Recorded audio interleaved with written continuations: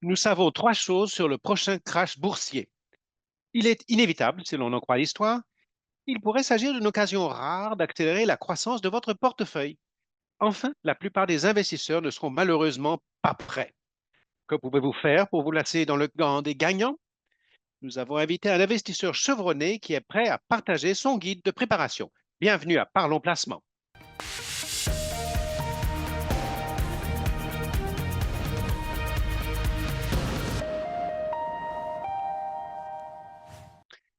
Bienvenue à cette nouvelle édition de Parlons Placement, l'émission qui vous aide à approfondir vos connaissances financières et affiner vos compétences en placement. Présentée par Placement Direct TD, élue meilleure société de courtage en ligne au Canada par le Globe and Mail pendant 3 années consécutives. Et ce n'est pas fini, je suis votre animateur, Rob Moissé. Les investisseurs particuliers sont très inquiets à l'idée d'un prochain crash boursier, surtout depuis le début de l'année. C'est pourquoi je suis heureux d'accueillir à nouveau un ami de l'émission, calme, serein et posé, qui nous aidera à nous y préparer. Voici Craig Stevens, fondateur du blog sur l'investissement Retire Before That. Craig investit depuis plus de 30 ans et écrit sur son objectif de prendre sa retraite à 55 ans, avant son père. Craig, bienvenue à nouveau dans notre émission. Ça me fait plaisir de m'inviter. Je savais que je devais vous inviter une nouvelle fois car vous avez récemment publié un excellent article sur votre blog au sujet de la préparation à la prochaine crise financière pendant que tout va bien. Beaucoup de gens n'y ont pas pensé jusqu'à ce qu'il y ait l'inquiétude du début de l'année. Tout à coup, on a commencé à se poser la question, qu'est-ce qui vous a inspiré cet article? J'ai rédigé cet article à l'époque de la COVID pour la première fois, pendant cette crise-là. Et c'était une crise à l'époque.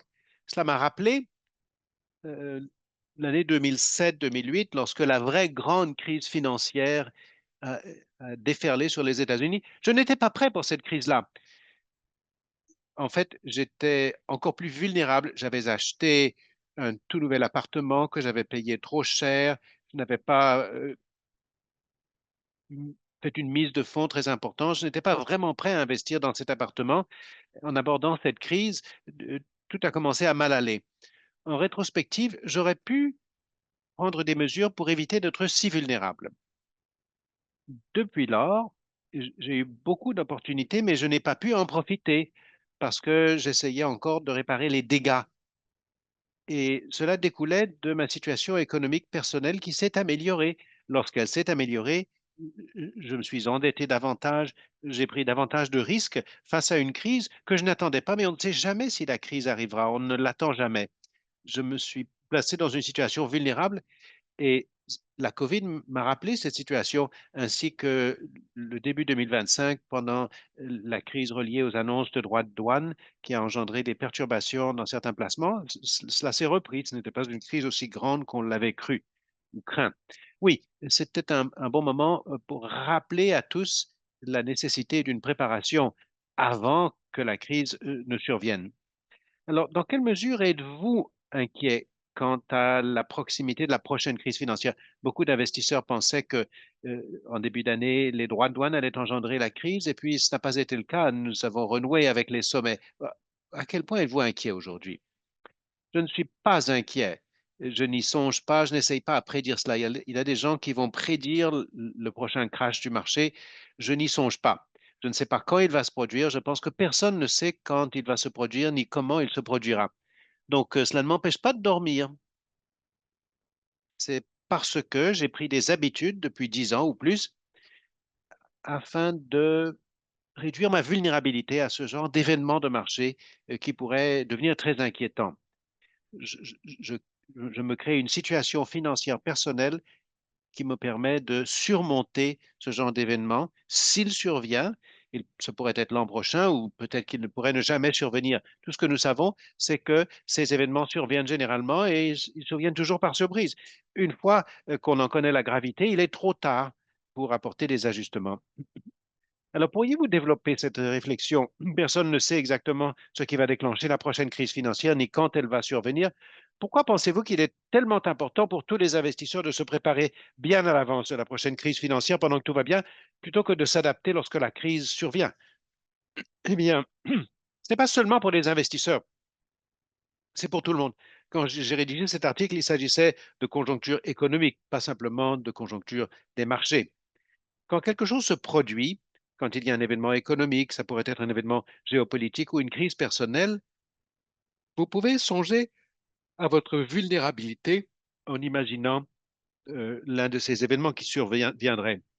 Ce qu'on peut faire personnellement, c'est d'envisager nos propres risques financiers personnels et la manière dont nous pouvons nous organiser pour tolérer ce genre de situation, ou bien ça pourrait être un événement géopolitique, on ne le sait pas d'avance.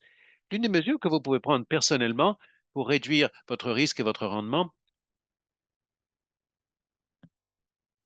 ce graphique montre que si vous êtes prêt à investir après que les marchés s'effondrent, vous pourriez réellement en bénéficier, mais il faut être prêt.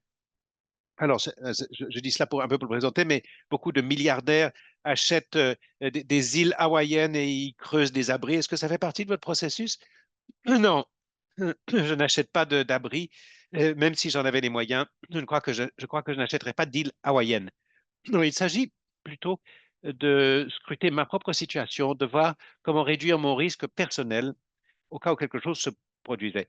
Je me rappelle en 2007-2008, non seulement je me sentais vulnérable à l'évolution du marché, j'ai eu la chance de garder mon emploi, mais quand ces crises se présentent, beaucoup de gens perdent leur emploi et éprouvent des difficultés pendant longtemps par la suite. Beaucoup de gens ne peuvent que survivre sans plus. Et puis, il y a certaines personnes qui profitent d'une crise, qui y voient des occasions, parce que ces personnes se sont préparées à en profiter au niveau des placements, ou au niveau de leur activité personnelle, de leur mode de vie. Donc, il y a différentes façons d'envisager les choses. En somme, lorsque la crise survient, il est trop tard. Comment s'adapter à l'avance de ce genre d'événement? C'est la question. Et si l'événement ne se produit pas et que les choses continuent de bien aller, eh bien, les mesures que vous avez prises pour vous y préparer sont toujours très favorables pour votre situation personnelle, financière. Rien ne remplace la tranquillité d'esprit, savoir que l'on est prêt pour la situation lorsqu'elle survient. Alors, vous avez un processus en 4 étapes pour vous préparer à la prochaine crise financière. Quant à nos auditeurs, si vous voulez participer à la conversation, n'hésitez pas à nous poser vos questions. Si vous nous regardez sur Courtier Web, vous pouvez utiliser la boîte de discussion. Si vous nous regardez sur la plateforme de diffusion, utilisez la boîte questions et commentaires. Et si vous nous regardez en direct sur YouTube, cliquez sur le lien dans la description pour rejoindre notre plateforme de diffusion où vous pourrez poser votre question. Alors, Craig, la première étape de votre processus consiste à réduire votre risque financier personnel. Pourriez-vous nous dire ce que vous entendez par là et comment vous pouvez le réduire? Oui, le fait d'avoir des assurances, assurance domiciliaire, assurance invalidité, les éléments fondamentaux de l'assurance existent pour une raison. Donc, garder votre assurance en place, c'est important. La dette, c'est très important. Comme je l'ai dit, en 2006, j'ai acheté un appartement que je n'avais pas les moyens d'acheter et cela m'a créé une mensualité considérable à laquelle je consacrais une forte partie de mon revenu. Ça pourrait être un logement, ça pourrait être des emprunts à la consommation. Nous savons que les emprunts à la consommation sont néfastes, les dettes à intérêt élevé sont néfastes, il faut les rembourser, voire ne pas les contracter, mais c'est une question de flux de trésorerie. Si vous avez une mensualité de 1 000 $ sur la voiture et 2 000 $ sur l'appartement et vous gagnez 4 000 $ par mois, hein, vous avez un problème de flux de trésorerie. Donc, il s'agit de songer aux éléments de base de la finance personnelle. Il s'agit de ne pas trop dépenser au niveau de l'auto et de la voiture, rationaliser le logement pour vous. Quand les choses vont mal, au lieu de vous demander comment est-ce que je peux en emprunter davantage pour en avoir plus, demandez-vous plutôt comment est-ce que je peux euh, emprunter moins lorsque la situation va mal. Ensuite, il y a la diversité des sources de revenus. Lorsque ces problèmes surviennent sur les marchés financiers ou dans l'économie, il se produit des phénomènes, les gens perdent leur emploi, les compagnies licencient. Où en êtes-vous dans votre sécurité d'emploi? Êtes-vous très sécurisé? Peut-être que vous êtes médecin, que les gens ont besoin de vos services, mais il y a des emplois qui sont moins sécurisés. Dans quelle mesure connaissez-vous votre position? Certains ménages ont deux revenus. Si vous avez un conjoint qui travaille et que vous travaillez, cela contribue à atténuer votre vulnérabilité dans une certaine mesure. Et puis, il y a d'autres façons de gagner de l'argent. Le revenu de placement qui peut compléter votre revenu principal en cas de besoin. En général, les investisseurs réinvestissent les dividendes ou les gains en capital, mais si, dans un cas d'urgence, vous aviez besoin de revenus dividendes, eh bien, euh, vous pouvez le toucher. Et puis, il y a beaucoup d'articles sur les revenus supplémentaires, les activités d'appoint pour compléter votre revenu principal.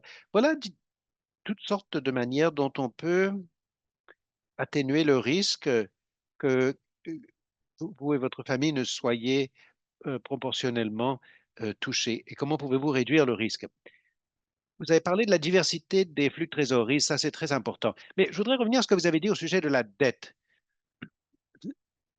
Emprunter pour investir peut être un moyen très efficace d'accroître votre patrimoine, à condition de le faire correctement. Mais il faut le faire au moment où les marchés augmentent et vous en bénéficiez le plus. Que diriez-vous à un sceptique qui dirait, mais pourquoi ne pas m'endetter quand la situation est bonne pour m'ajuster aux besoins lorsque la situation va mal? Mais il sera trop tard si vous essayez de vous ajuster quand la situation va mal.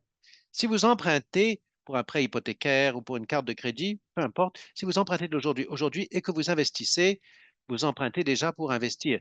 Il y a de bonnes façons, de meilleures façons de le faire. Le prêt hypothécaire, est une bonne façon. Si vous voulez emprunter pour acheter une propriété locative, ça, c'est un bon emploi de la dette.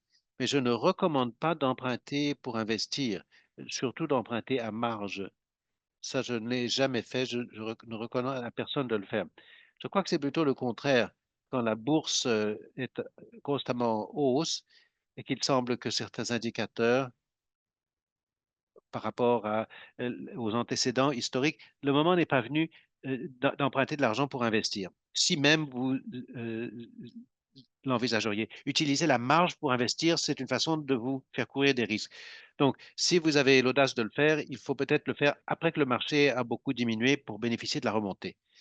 Oui, c'est cela, c'est essentiellement. Mais encore une fois, je ne dirais pas qu'il faut investir au creux du marché parce que si vous achetez sur marge, vous essayez de deviner quand vous avez touché le fond. C'est très, très difficile de le savoir.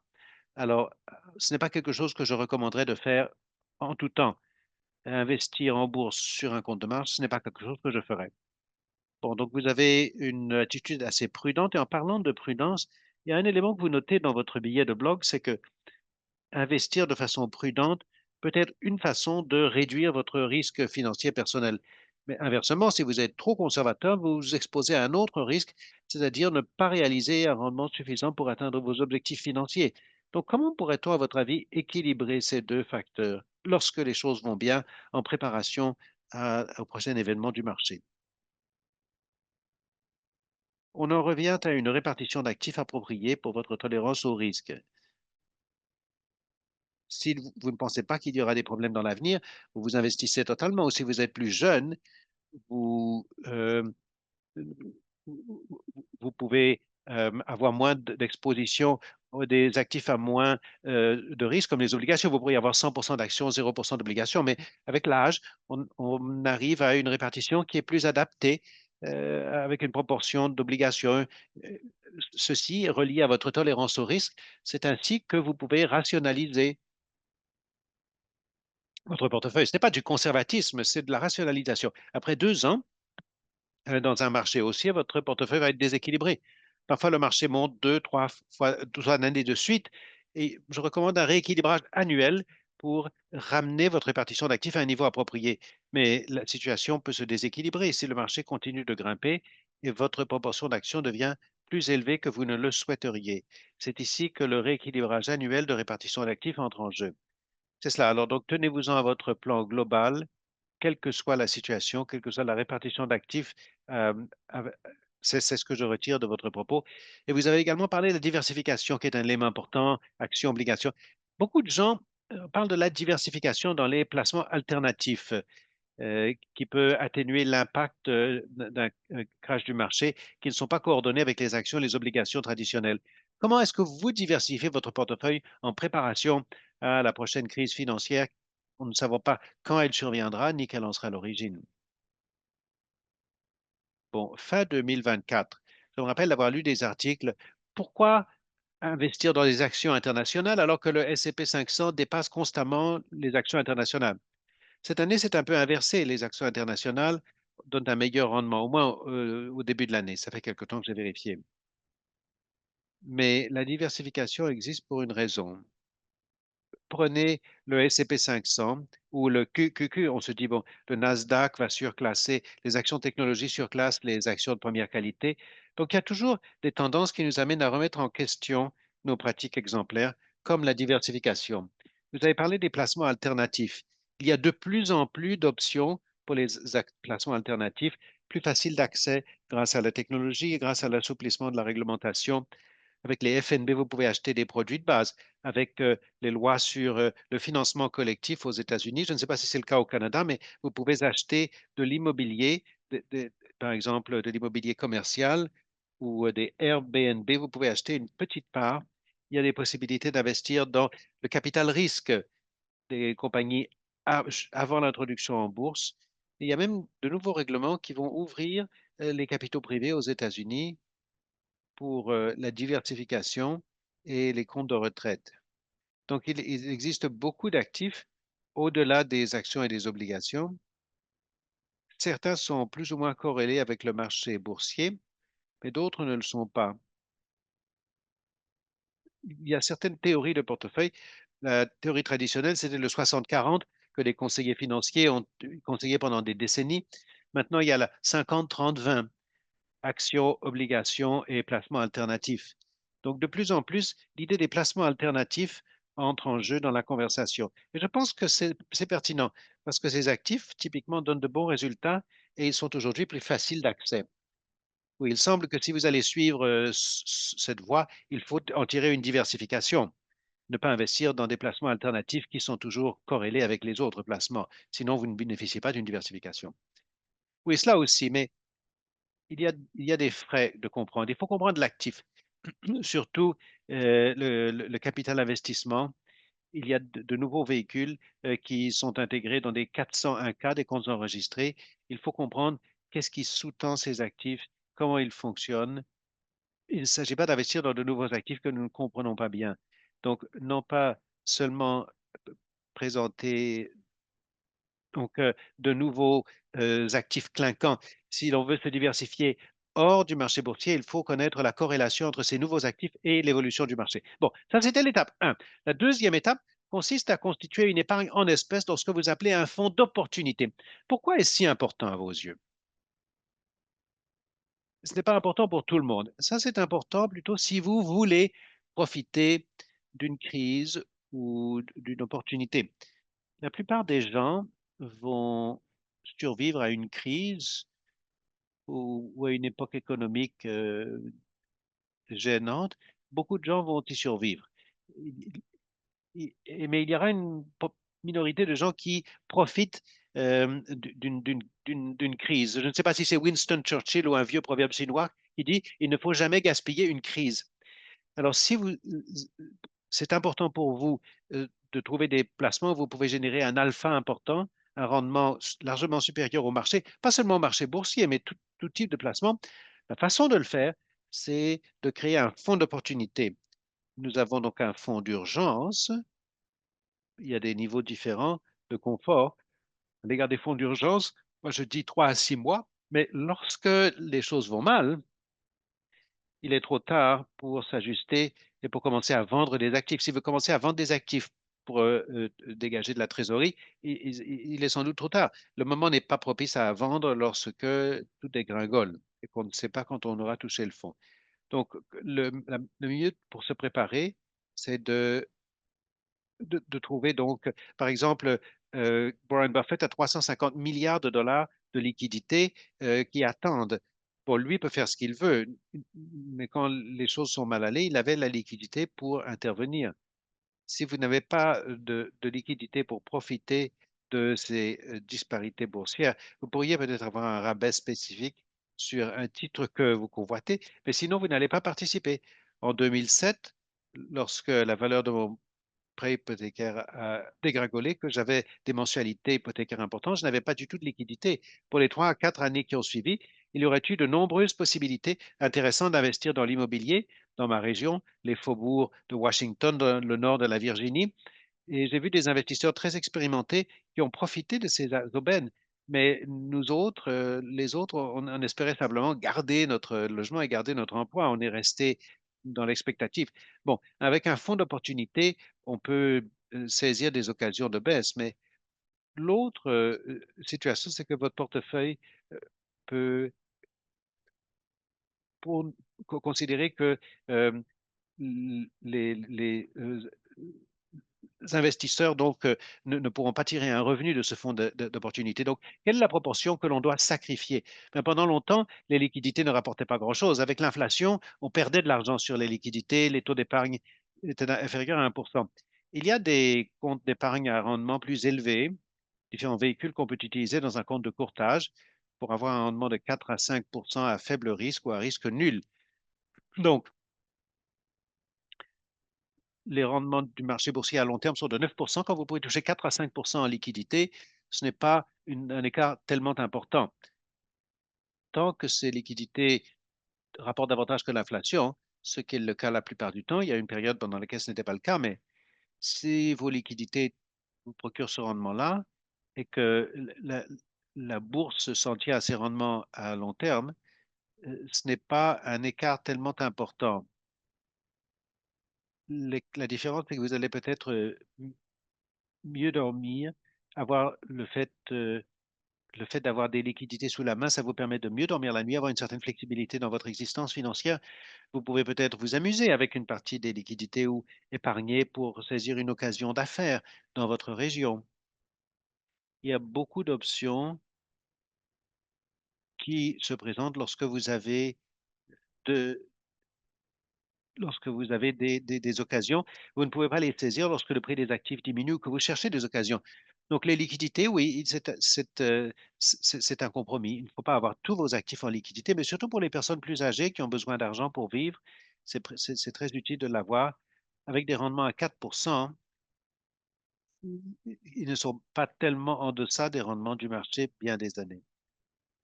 Oui, c'est devenu plus intéressant pendant une époque. Est-ce qu'il y a un pourcentage que votre fonds d'opportunité représente dans votre portefeuille total qui, selon vous, est une bonne règle empirique? Je n'ai pas, je dirais qu'autour de 5%. Vous pouvez spéculer avec 5% de votre patrimoine. Pour la plupart des gens, ce sera moins que cela. Ça dépend du genre d'actifs que vous vous intéressez à acheter.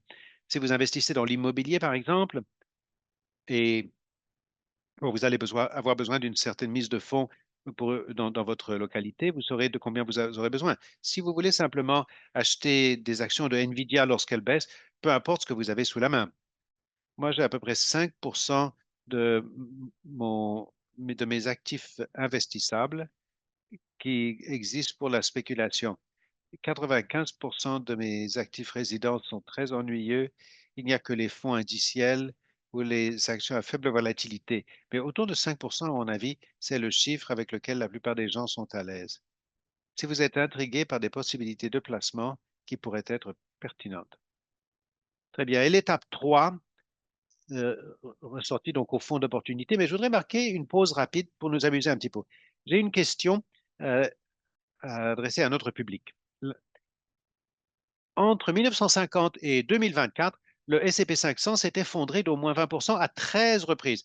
Combien de temps a-t-il fallu en moyenne pour que l'indice se redresse? 6 mois, 1 an, 2 ans ou 5 ans? Je vais laisser nos spectateurs intervenir. Mais Craig, est-ce que vous voulez essayer de deviner? Bon, je crois que je connais la réponse. En fait, je pensais qu'il y en aurait eu davantage pendant cette période, mais je crois que c'est autour de 2 ans en moyenne. Oui, vous avez tout à fait raison. C'est à peu près 2 ans. En fait, c'est 2 ans et 2 mois, selon les données de Standard Poor's. Bien sûr, il y a une large fourchette dont il faut tenir compte. Cela ne rebondit pas aussi rapidement que pendant la COVID. C'était un record. Euh, Par exemple, après la Grande Dépression, il a fallu très, très longtemps pour que l'indice se remette. Alors, dans les crashs boursiers, avec le délai de remontée, comment y songez-vous quand vous investissez?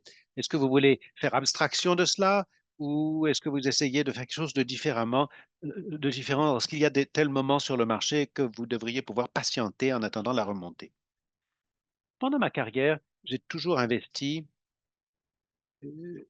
dans le cadre d'un plan euh, pour employeurs, par la méthode du coût moyen en dollars. Avec la magie de la méthode du coût moyen en dollars, quand les actifs sont plus chers, vous en achetez moins. Quand ils sont moins chers, vous en achetez plus. Vous investissez de façon régulière, le même montant. Donc, la moyenne la méthode du coût moyen en dollars, c'est la même meilleure. Quand il y a eu des baisses des marchés dans le passé, il y a peut-être l'occasion d'acheter davantage. Si vous aimez les actions, si le marché vous paraît intéressant d'ici 10 à 20 ans, le marché a atteint un sommet hier. Le marché a baissé de 10% la semaine d'après. Ben, vous êtes sans doute optimiste quant au marché euh, en tant qu'investisseur à long terme, tant que votre thèse à l'égard du marché ou de l'économie dans son ensemble n'a pas trop changé. Quand les marchés diminuent, c'est que, bon, il y a des fonds attribués à fonds d'opportunité, par exemple. Il ne s'agit pas d'acheter à la baisse. Simplement, si un actif vous intéresse à long terme et que vous avez la possibilité de l'acheter moins cher, ça ne pose pas de problème. Mais il ne faut pas que cela supplante vos méthodes d'investissement systématiques. Il ne s'agit pas d'attendre que le marché s'effondre et à ce moment-là, vous investissez. Il faut toujours investir parce que le marché peut continuer pendant longtemps. Remarquez-vous, en 2006, Alan Greenspan a fustigé l'exubérance irrationnelle des marchés. Mais les marchés ont continué à augmenter pendant 4 ou 5 ans, après qu'il en ait déjà parlé. Donc, le marché boursier peut demeurer survalorisé pendant longtemps. Il y a beaucoup de gens euh, nous en- qui sont de nouveaux investisseurs depuis 10 ans. Euh, et il y a toute une économie de consommation sans guerre de salariat. Il y a donc beaucoup de nouveaux investisseurs et qui ont fait augmenter la valeur des actions. Si vous comparez l'époque actuelle aux années 1930 et 40, les marchés et l'économie sont très différents. Donc, au fur et à mesure que l'accès au marché s'ouvre pour les investisseurs autonomes, ce sera intéressant de voir comment les, les prochains événements du marché se répercuteront. Oui, il ne manque pas d'investisseurs qui pensent que la volatilité du marché euh, peut être facilement évacuée, mais ce n'est pas toujours aussi facile que cela. Il y a eu des événements assez défavorables dans le passé. Un rapide appel à nos spectateurs. Euh, une autre note de programmation. Au mois d'octobre, c'est le mois de la formation des investisseurs. Pour l'ensemble du mois, nous avons une tonne de contenu passionnant à vous proposer sur nos réseaux sociaux et nous avons également un concours fantastique. Le concours de formation des investisseurs proposé par Placement Direct TD est ouvert. Les Canadiens peuvent y participer aujourd'hui et courir la chance de gagner un chèque de 7 000 $ et une séance de formation privée d'1 heure avec un spécialiste de formation de la clientèle de Placement Direct TD. Il y a 3 façons de participer. Visitez la page Facebook de Placement Direct TD, suivez-la et aimez le concours en date du 10 septembre 2025. Suivez Placement Direct TD sur Instagram et aimez le concours en date du 10 septembre 2025. Ou participez à une séance de formation du mois de la formation des investisseurs de Placement Direct TD. Allez à td.com/MFI pour vous inscrire. Vous pouvez participer une fois par méthode. Le concours dure jusqu'au 30 octobre 2025. Balayez le code QR pour avoir les règles et les détails du concours. Concours fantastique, ne manquez pas de vous y inscrire. Alors, Craig, passons à la troisième étape de votre processus qui prolonge ce que vous aviez dit dans votre fonds d'opportunité. Identifiez des actifs idéaux que vous voudrez acheter lorsque le moment est propice et que le prix est extrêmement avantageux. Bon, un bon exemple, c'est l'immobilier. Quand vous faites l'analyse du flux de trésorerie, mettons, d'un bien locatif, bien souvent, quand les gens veulent acheter ces biens, il faut le calcul et les calculs ne sont pas probants. Dans votre analyse, vous regardez les chiffres et vous vous dites à quel prix cet investissement serait-il avantageux, avec quel taux d'intérêt, avec quelle mise de fonds. Ça fonctionnerait-il d'acheter ce bien locatif? Donc, si le marché du logement est trop coûteux dans votre quartier, eh bien, à quel prix est-ce que cela deviendrait intéressant? S'agissant de la bourse, en général, ces crises changent la donne. Lorsque la COVID est survenue, nous ne savions pas ce qui allait se produire. L'incertitude régnait sur les marchés. Les marchés détestent l'incertitude. Les marchés ont plongé de 30 ou 34%. La plupart d'entre nous avions investi ce, donc, vous mettez votre argent à l'œuvre et vous continuez d'acheter quand le marché baisse. Mais en général, le marché baisse rapidement, beaucoup plus rapidement qu'il ne remonte. Alors, dans la phase de baisse, on craint d'acheter, c'est comme on dit, on craint d'attraper un couteau qui tombe. Une façon d'atténuer le risque comportemental consiste à choisir des niveaux à partir desquels vous êtes à l'aise d'investir davantage, que ce soit 10%, 20%. C'est comme ça que j'ai procédé quand la COVID a frappé. Quand les marchés descendaient si rapidement, j'ai dit, je vais y consacrer davantage à 10 000, davantage à 20 000. Cela a évacué l'émotion en fixant des achats limites. Je ne cherchais pas à synchroniser le marché ici, mais comme le marché était soldé, c'est là où je voulais investir. Donc, en tâchant de créer une certaine structure pour gérer cet événement, si vous voulez détenir cet actif pour le long terme. Bon, vous parlez de choisir le moment, ce n'est pas uniquement une question de synchronisation du marché, mais ce n'est pas non plus la méthode du coût moyen en dollars. Alors, je voulais vous passer un extrait de Nick Maggiulli, avec qui je me suis entretenu il y a quelques mois. Selon lui, cette stratégie n'est pas plus performante que la méthode du coût moyen en dollars, acheter à la baisse, qu'on le fasse de façon structurée ou pas. Il dit même Dieu ne pourrait pas faire mieux que la méthode du coût moyen en dollars. Écoutons son raisonnement. Les gens se disent, ah, le marché est survalorisé, je vais attendre la baisse. En 2017, qu'est-ce qui s'est passé? Il n'y a pas eu, il y a eu une légère baisse en 2028, mais ce n'était pas une énorme baisse. Et en 2019, il n'y a pas eu de baisse. La grande baisse qu'on a eue, c'était en mars 2020.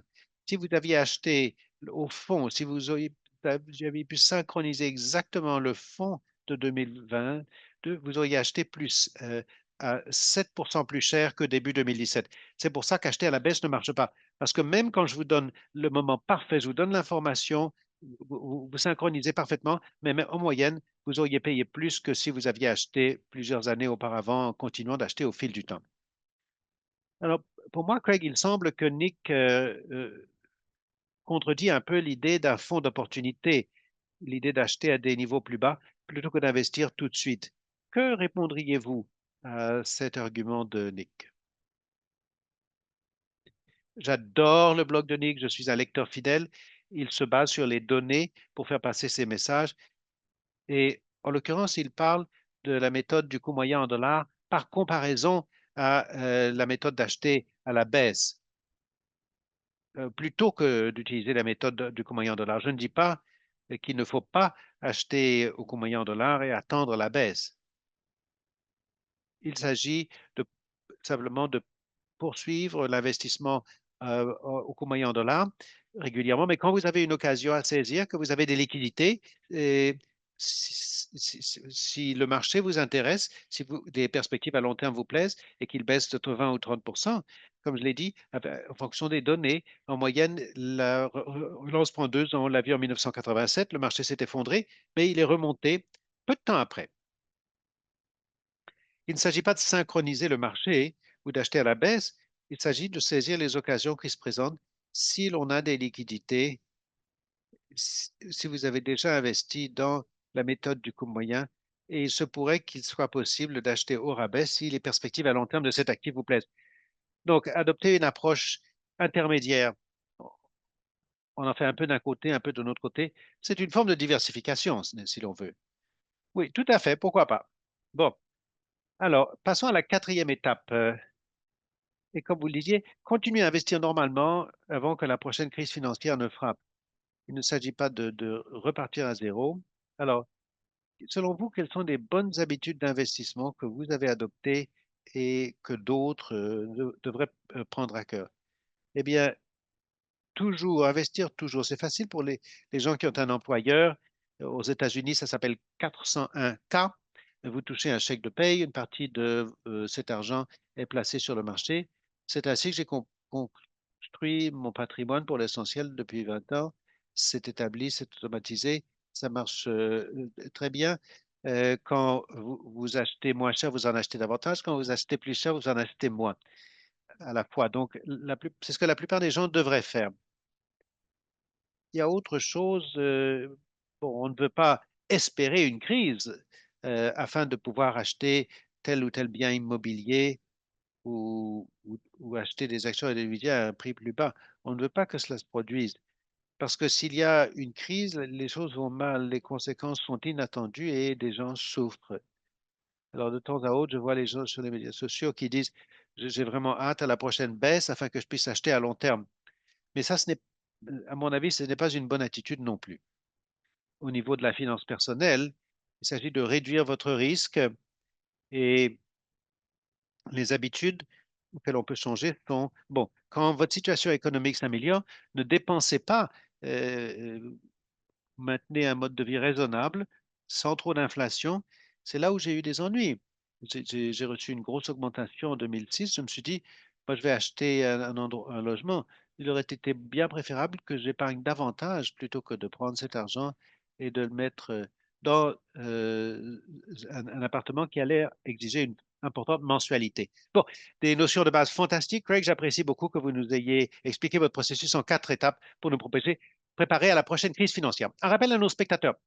Si vous avez des questions pour Craig, nous allons y répondre dans quelques minutes. Posez-nous-les, encore une fois, sur CourtierWeb dans la boîte de questions, sur notre plateforme de diffusion dans la boîte questions et commentaires, et sur YouTube, il suffit de cliquer sur le lien dans la description et de saisir la question dans Posez-moi une question. Mais avant de passer à la période des questions, je vais donner la parole à ma collègue Caitlin Cormier qui va montrer la façon de mettre en pratique le processus de Craig.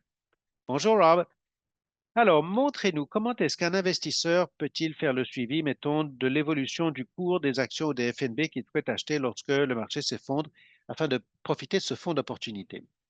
Bien entendu, bien sûr, il faut euh, suivre de près l'évolution de la bourse, mais on ne peut pas passer toute sa vie à regarder les indices. Un excellent outil sur Courtier Web s'appelle les alertes. On peut organiser différentes alertes pour différents seuils de cours au fur et à mesure que les actions évoluent. Alors, donc cliquons sur l'onglet Recherche, puis sur la rubrique Outils, l'avant-dernier s'appelle Alerte.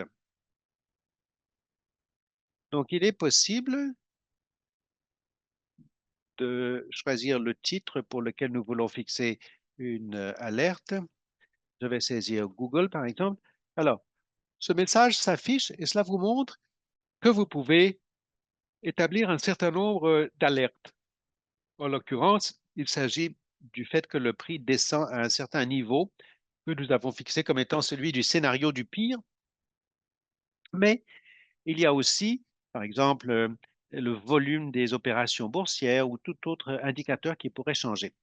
Alors, mettons que nous voulons savoir s'il y a une baisse du cours de cette action.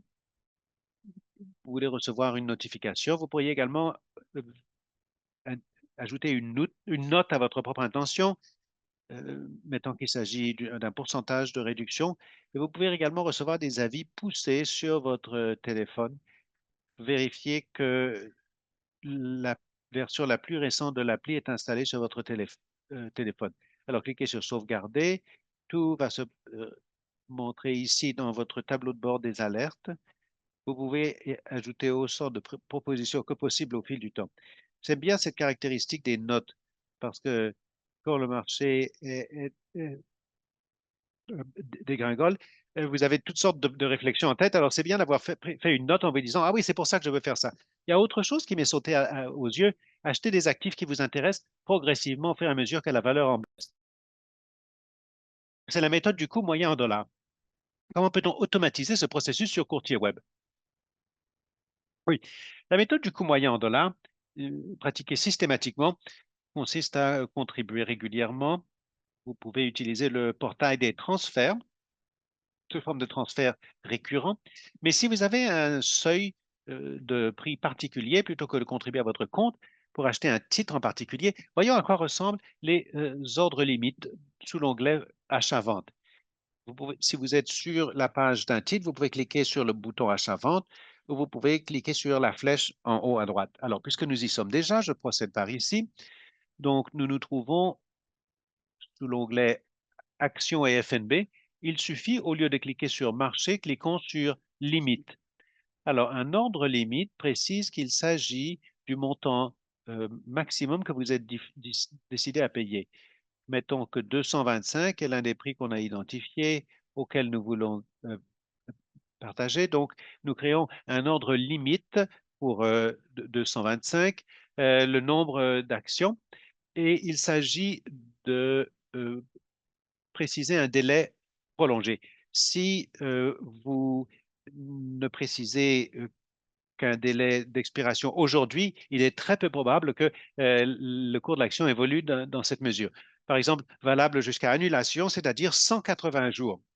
Il vous suffit alors de revérifier ces ordres de temps à autre. Vous n'êtes pas obligé de devoir les réitérer constamment. Vous pouvez en fixer autant que vous voulez. Mettons, vous pourriez en avoir un à 225, un autre à 210. Vous pourriez passer ces ordres dans le système. Rappelez-vous qu'il y a une sorte de retenue sur le compte. Il faut que vous ayez de l'argent disponible pour aller de l'avant, réaliser les achats. Si vous passez un certain nombre de ces ordres pour d'importantes sommes, il faut que vous ayez l'argent sous la main pour liquider l'ordre si l'un ou l'autre est exécuté. Voilà. Très bien. Merci. C'était tout à fait pertinent, Glenn. Merci de nous avoir expliqué tout cela. Et merci pour vos explications sur la plateforme Courtier Web. À la semaine prochaine. Vous venez d'entendre Caitlin Cormier, formatrice principale à Placement Direct TD. Craig, le moment est venu de répondre aux questions de nos spectateurs. Voyons ce qu'ils veulent savoir. Cette première question nous vient de Ranniklal. Il dit, le rééquilibrage en fonction de la répartition d'actifs peut déclencher des gains ou pertes en capital. Comment peut-on les réduire à un minimum? Oui, si vous faites ça dans un compte de retraite, on n'a pas ce problème. La plupart des gens le font dans un compte de retraite, mais si vous avez des comptes imposables, il faut être beaucoup plus méticuleux que si vous parliez d'actions ou d'obligations qui ont des gains à long terme. C'était le sujet de notre tout premier entretien il y a un an et demi. Je simplifiais mon portefeuille pour la retraite et cela a trait à certaines actions que je détenais dans des comptes imposables. Donc, il y a des façons de réduire la position à un minimum en vendant des actions perdantes, les compagnies qui ne se comportent pas bien dans votre portefeuille et celles qui ont un coût plus élevé que d'autres. Mais il faut faire très attention dans les comptes imposables. Dans les comptes de retraite, ce n'est pas grave. Vous pouvez également rééquilibrer dans un compte de retraite en tenant compte de vos actifs imposables. Par exemple, vous pourrez faire davantage de rééquilibrage dans un compte de retraite par rapport à un compte imposable pour équilibrer les choses ainsi. Très bien, ça c'est un élément pertinent qu'il faut se rappeler. C'est toujours un arbitrage au niveau de la position. Mais vous pouvez utiliser certaines pertes en capital pour compenser d'autres gains en capital et réduire à un minimum l'imposition globale. Bon, une question nous est posée par Steven. Pour les titres à revenu fixe, est-ce qu'il y a une courte liste de titres préférés que vous préférez? Bien sûr, nous ne pouvons pas vous donner des conseils de placement spécifiques, mais ceci dit, Craig, est-ce qu'il y a des catégories de produits de titres à revenu fixe qui vous plaisent dans cet environnement de volatilité, d'incertitude que nous connaissons?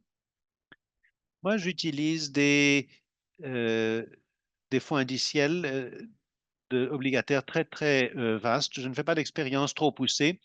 J'ai des produits de liquidité à court terme qui comportent des obligations.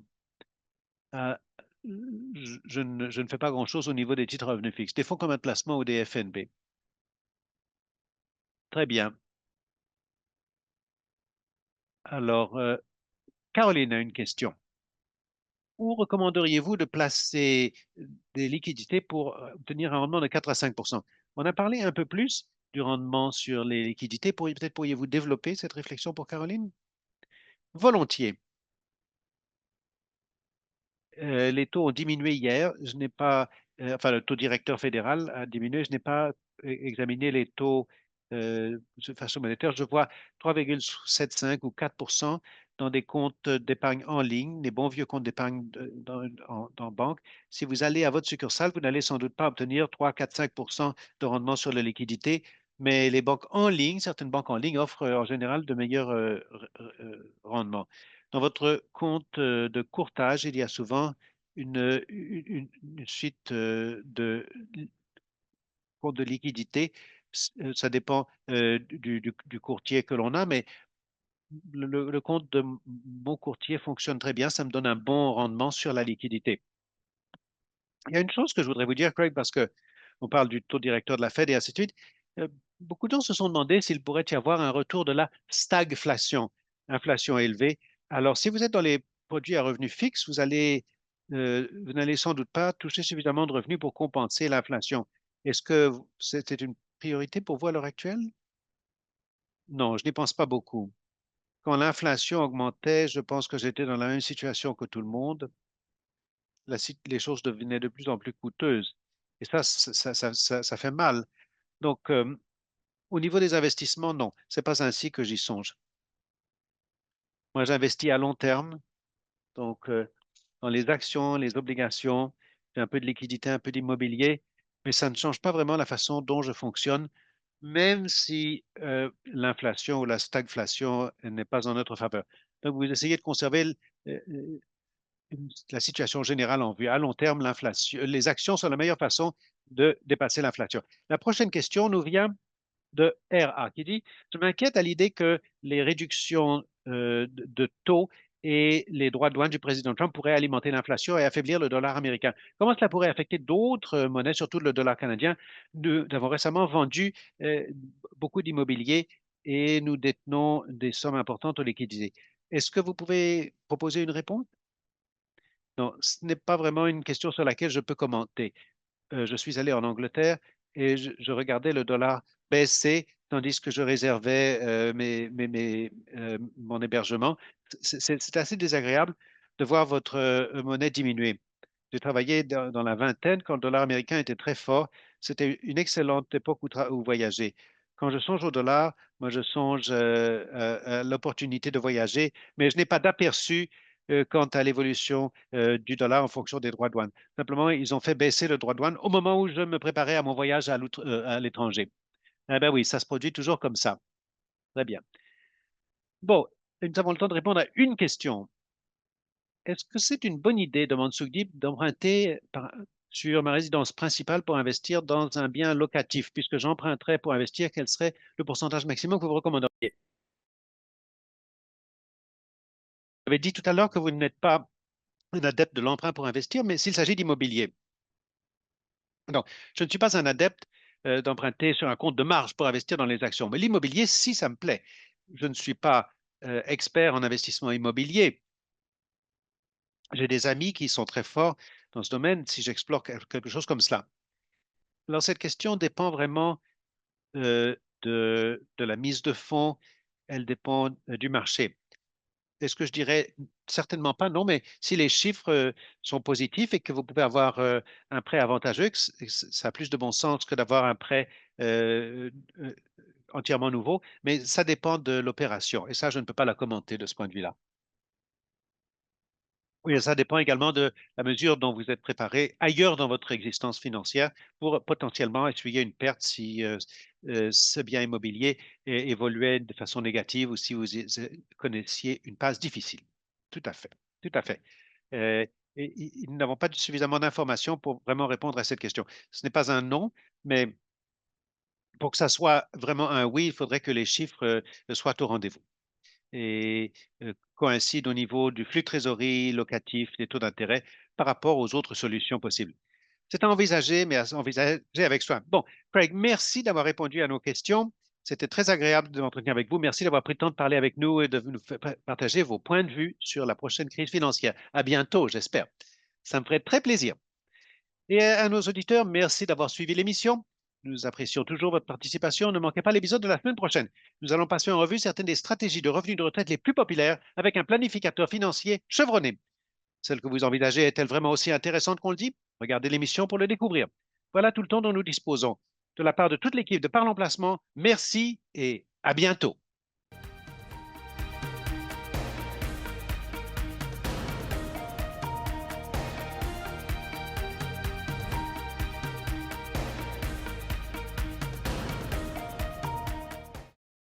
Have more questions?